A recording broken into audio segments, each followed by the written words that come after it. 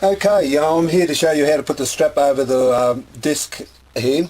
First of all, as you can probably notice, I've filed this little bit about there, filed it so the screw sits flush so there's no movement. So what you first of all do is put the screw through, get the disc, put that on, put a washer on top of that, put your strap, then put a washer over that, and just for the purpose of tightening it, I just got an ordinary one, but otherwise when it's more permanent you just use a nylock nut. That way it won't work its way loose as you're using tool.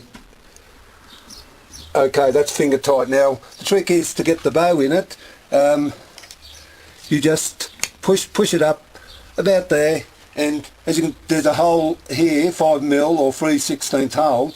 You get a pop rivet and you drill a hole just through the first surface here, and just a size down, one size down from 5mm or one size down from 3/16.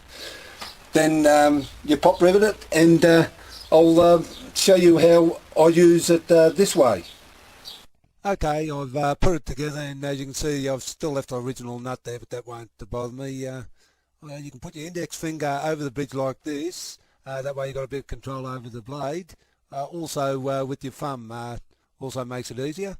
Anyway, I'll show you with my index finger over the disc. Just makes it so much easier and more control. And now with the thumb, I'll show you same thing. You've got a little bit more control over the squeegee as a whole. But I think just try it this way and just see how it goes, and that's about it.